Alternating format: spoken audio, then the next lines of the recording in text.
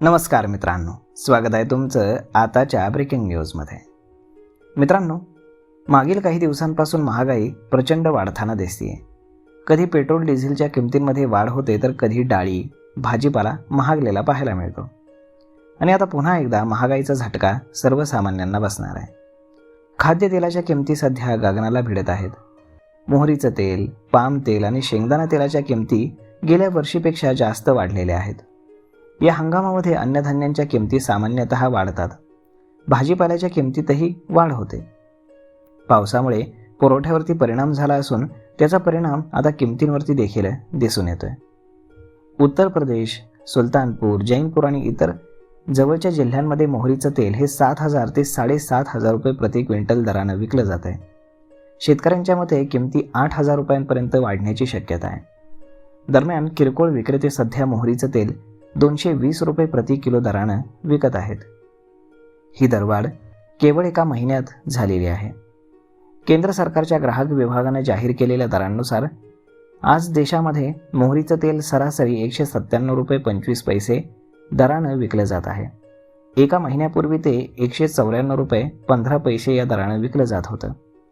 सरकारी आकडेवारीनुसार गेल्या वर्षी 15 ऑगस्ट 2025 रोजी मोहरीच्या तेलाची किंमत ही 118 रुपये 20 पैसे एवढी होती. याचा अर्थ किमतींमध्ये स्पष्ट वाढ झालेली आहे. केवळ मोहरीच नाही तर पाम तेलाच्या किमती देखील गेल्या वर्षीच्या तुलनेत लक्षणीय वाढलेल्या आहेत. 15 ऑगस्ट रोजी पाम तेलाची किंमत 149 रुपये होती आणि एका वर्षापूर्वी ही किंमत 130 रुपये होती. याचा अर्थ गेल्या वर्षीच्या तुलनेत किमतींमध्ये तब्बल 20 रुपयांची वाढ झालेली आहे, जी अंदाजे 14% दर्शवते. सूर्यफूल तेलाच्या किमती देखील गेल्या वर्षीच्या तुलनेमध्ये 19% वाढलेल्या आहेत. गेल्या वर्षी 15 ऑगस्ट रोजी किंमत 159 रुपये होती तर आज ती किंमत 191 रुपये 16 पैसे झाली. शेंगदाण्याच्या किमतीतही मोठी वाढ झालेली आहे. त्याचा नवीन दर हा 205 रुपये आहे. गेल्या वर्षी याच दिवशी किंमत 185 रुपये होती, म्हणजेच तब्बल 10% वाढ झालेली आहे. काल सरकारने निर्यात होणाऱ्या इंधनावरील कर कमी करून तेल कंपन्यांना मोठा दिलासा दिलाय. सरकारने शनिवारपासून निर्यात होणाऱ्या पेट्रोल, डिझेल आणि विमान इंधनावरील विंडफॉल टॅक्स कमी करण्याचा आदेश दिलेला आहे. तर मग याचा परिणाम खाद्यतेलावरही होणार का हे पाहावं लागेल.